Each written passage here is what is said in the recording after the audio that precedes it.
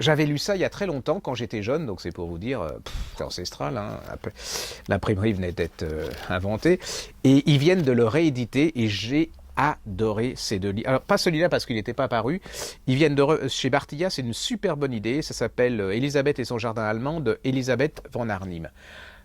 Écoutez, là vous avez vu en ce moment, ça pète dans tous les sens, la grève, les machins, enfin c'est une horreur, on est tous stressés, les gens font tous des têtes pas possibles.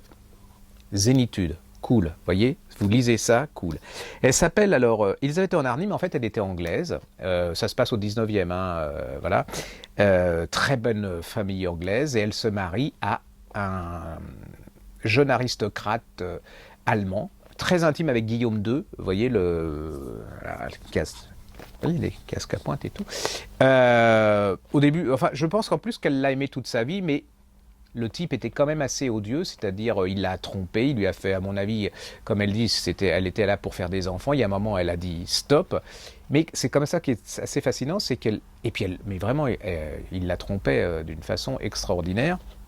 Il lui a fait 3 enfants, et puis il y a un moment, elle a dit stop les enfants, quoi. Au bout de 3, ça va, je suis pas une machine à pondre, et elle va essayer de se libérer quelque part en créant un jardin allemand dans le nord de l'Allemagne. Alors on peut lire ça comme comment dire, quelqu'un qui raconte. Alors elle va raconter sa vie, elle va raconter ses 3 enfants, son mari, c'est déguisé, hein, le pasteur, macho, pas immonde, hein, mais macho dans son époque, imbu de lui-même, prétentieux et tout, très Guillaume II, hein, les Prussiens, mais comme étaient les Victoriens à l'époque.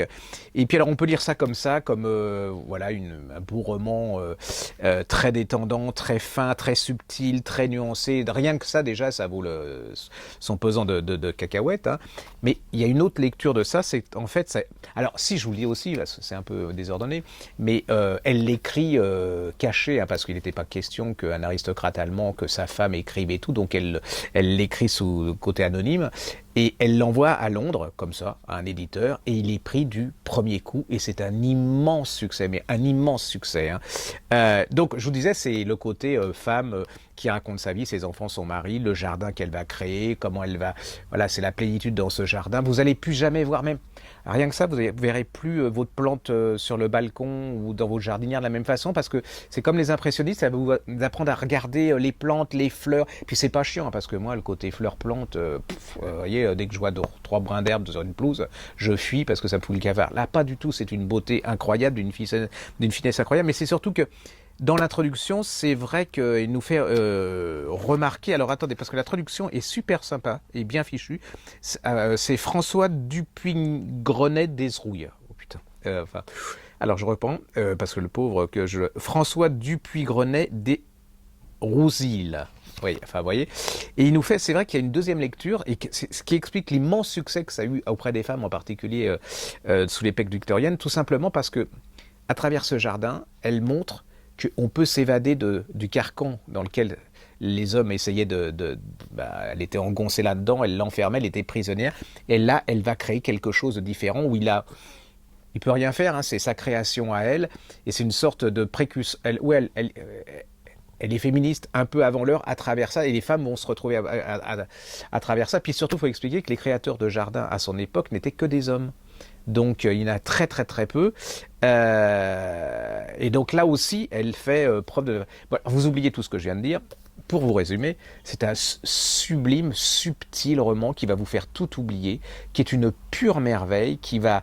Voilà, c'est une raconteuse d'histoire avant tout comme j'aime. Et après, si vous n'êtes pas bête, le contraire de moi, vous allez analyser tout ça en disant, voilà, je vous ai quand même un peu aidé. Et surtout, lisez la préface, parce que généralement, les préfaces, c'est chiant comme la lune. Rien qu'en lisant la préface, vous avez envie de vous tirer. Et bien là, pas du tout, c'est très très important. Lisez-la, c'est vraiment très bien fait. Puis en plus, il sait de quoi il parle, parce que c'est lui qui a fait la traduction en plus. Donc, et la traduction est très très bien faite. Et dans ce passage... Alors ça, c'est celui qui vient d'être réédité, hein, qui était très connu. Allez-y, Perpétueux, c'est super beau, hein. Ils viennent de faire paraître Le Jardin d'enfance chez Bartilla, toujours. En fait, c'est un chapitre inédit de celui-là, parce que quand l'éditeur a édité ça, il a supprimé celui-là, vous voyez. Et donc ça, c'est un chapitre. Et ce chapitre, en fait, elle raconte l'histoire elle va retourner dans la famille, la maison de ses parents, de son enfance et tout. Et là, elle va vous raconter encore ses souvenirs, son enfance, sa vision des parents, les relations. C'est une pure merveille.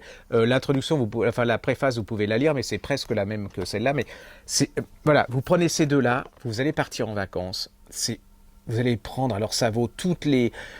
C'est une gorgée de tout ce que vous... d'eau vive, une bouffée d'air frais, c'est merveilleusement écrit, c'est subtil. C'est la preuve qu'on peut être subtil, intelligente, être doué et vous raconter une histoire sans emmerder le monde. Ce que beaucoup de Françaises et de Français devaient prendre comme leçon. Parce que je vous raconte pas, depuis quelque temps, je me farcis des... J'en peux plus. Voilà, donc allez-y, ça s'appelle Elisabeth von Arnim, le jardin d'enfance, c'est chez Bartilla, et le classique des classiques, Elisabeth et son jardin allemand, chez Bartilla.